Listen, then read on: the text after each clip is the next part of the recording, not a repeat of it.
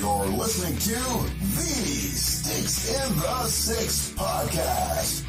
Here are your co-hosts, Andrew Forbes, Peter Baracchini, and Alex Hobson.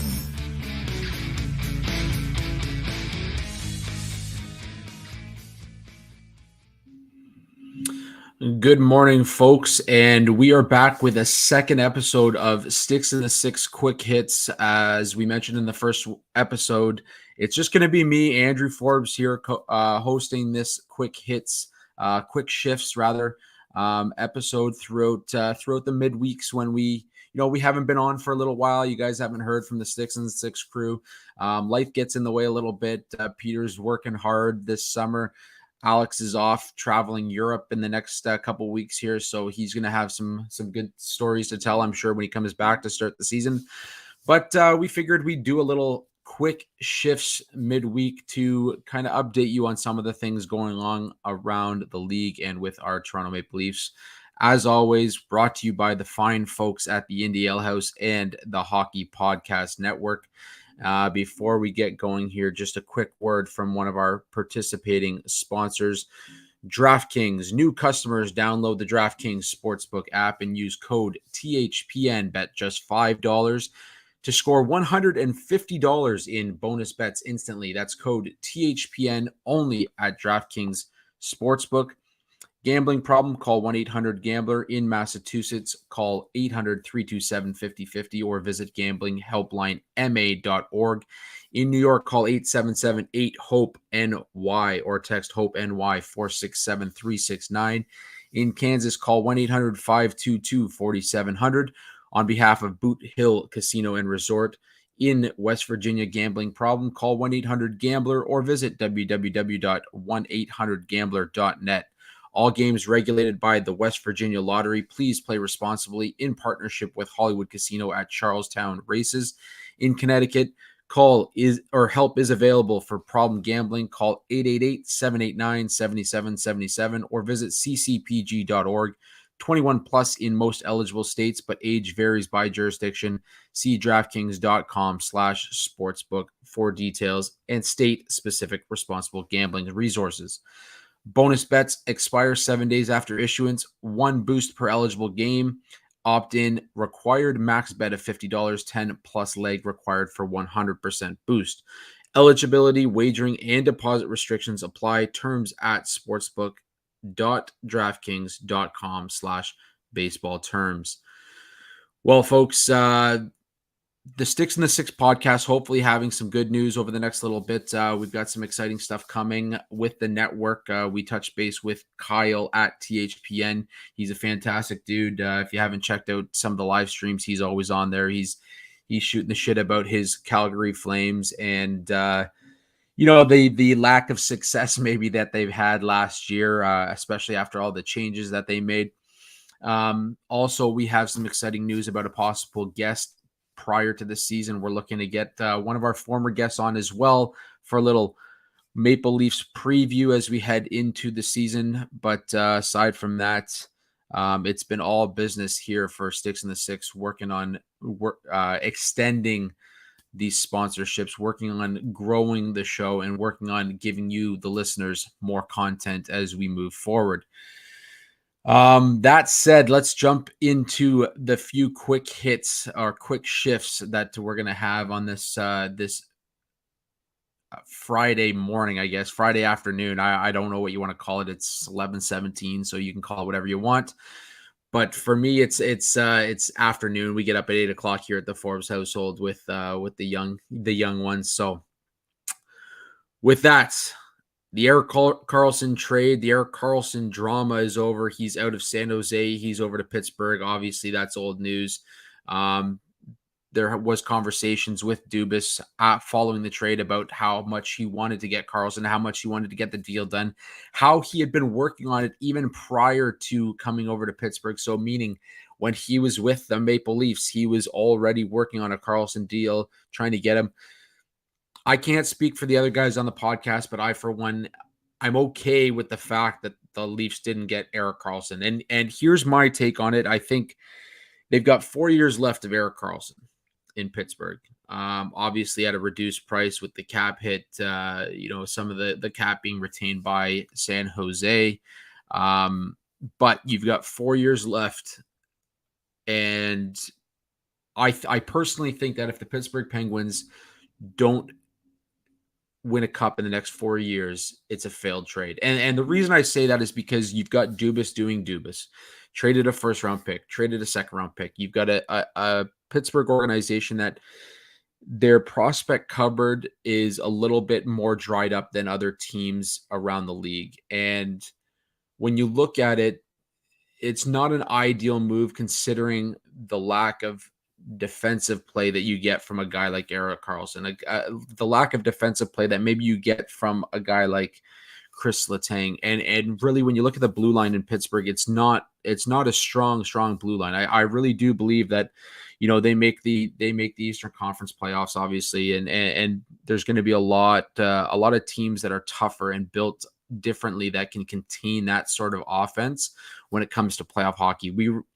We say it every year. Playoff hockey is so much different than what you get in the regular season, and I truly believe that as great as a player as Erik Karlsson is, and he truly is.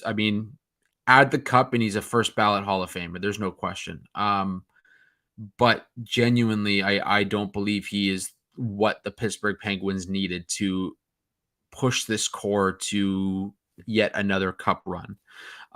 So 4 years, you have 4 years, your window's open, your window's on the verge of closing with that core in Pittsburgh. And you've added another aging piece. You have to get something done in those 4 years. Otherwise, this is a complete failure of a trade. You've traded away pieces, another deep first round in the 2024 draft coming up. So you've traded away a first round pick there. You've traded away a second round pick there. So I like the trade for Pittsburgh in the sense that they also opened up $3.1 million in cap space, but at the same time, it's a win now, and it's a win in the next 4 years, or this is a major loss in terms of the trade value, and we'll look back on it in 4 years, and we can kind of analyze where the picks went, who the picks were, and how well they're doing. But Montreal comes out, I think, better in this trade. San Jose, they add a couple picks and some pieces that maybe they can move at the deadline, but I think this could end up being a massive loss for the Pittsburgh Penguins if nothing happens over the next few years with Karlsson in the lineup. As for the Leafs, they go out and they sign Martin Jones, adding to their goaltending. Martin Jones, obviously the cap comes into question again for the Leafs again. They've signed Martin Jones now to a team-friendly deal, obviously $875,000. That said, it still puts them over the cap. This is a guy coming off, a pretty solid season in terms of what he did in Seattle. Aside from his save percentage, .887, not overly impressive, but a sub 3 goals against average, 3 shutouts, and in 48 games played, put up 27 wins, 13 losses, and 3 overtime losses. So, pretty strong season for him. Obviously not the same Martin Jones that we saw when he was with the San Jose Sharks, but a guy that can still, get the job done when called upon.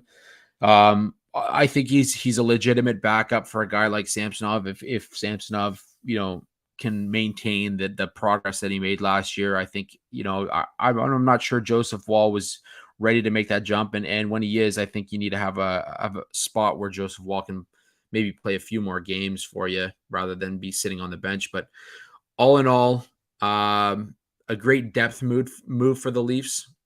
It'll be interesting to see how they fit that in.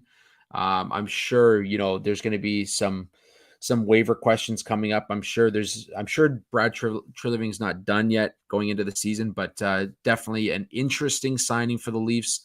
It opens up a little bit more possibilities for them in net and maybe reduces the question marks around their goaltending going into the season. But as we saw with the Vegas Golden Knights, Adin Hill took them all the way to the Stanley Cup, helped along the way by Laurent Brosseau. So, goaltending, it's not the biggest issue.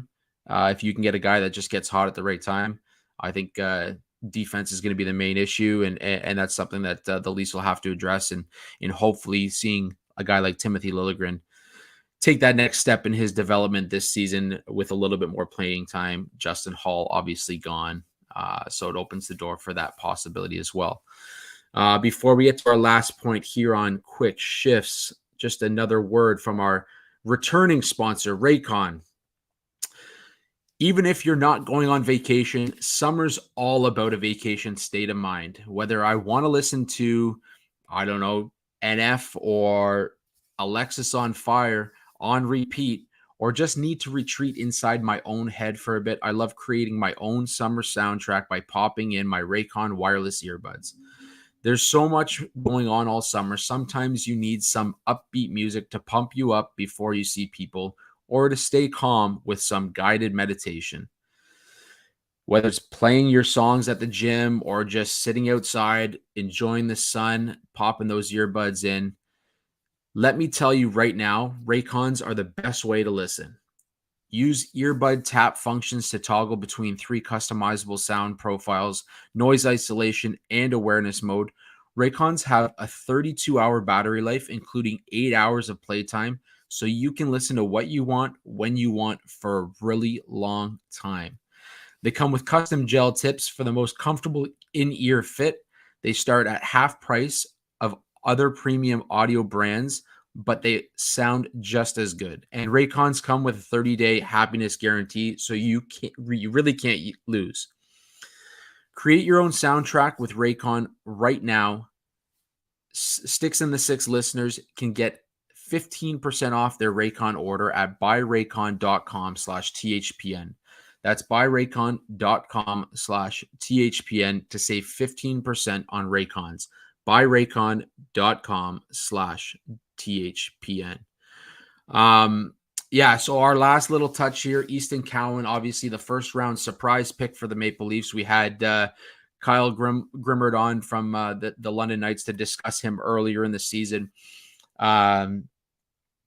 He signed his entry-level contract with the Leafs, so congratulations to Easton. That's a big move for him. His salary is $950,000, and his cap hit is $950,000 for the 2023-24 season.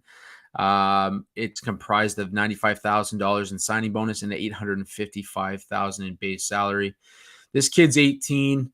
He'll be going back to London, obviously, in the OHL, and he's definitely going to see more development, more playing time with the London Knights under Dale Hunter. And we know what the London Knights are able to do in terms of the development of these players. So it's going to be exciting to see what Easton can do this season in the OHL.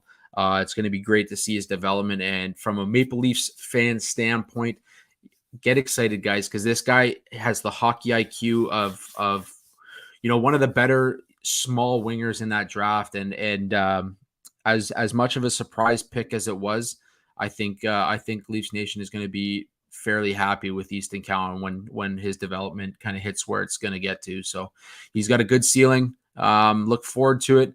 And as always, folks, we enjoy having you guys tune in. We enjoy having you guys listen. Exciting things happening here at Sticks in the Six. Hopefully we can get these guests going over the next couple of weeks. Peter and I will be jumping on for a full length episode in the next little while here. And aside from that, just keep tuning in, keep interacting with us on Twitter. You can hit me up on Twitter at Andrew G. Forbes. You can check out Peter at P. Barricchini, or you can see Alex and interact with Alex at A. Hobson Media. Otherwise, hit us up on the show. We got Twitter, we got Instagram, or X. Let's call it X, Instagram. And you can even check us out on TikTok, where we're doing some fun card breaks, as well as our YouTube channel. Make sure you hit subscribe on YouTube. Check out all the socials down here at the bottom. Otherwise, folks, thanks for tuning in for this Quick Shifts. We will be back very shortly for a full-length episode. Until next time, 6 and 6 listeners, thanks for tuning in.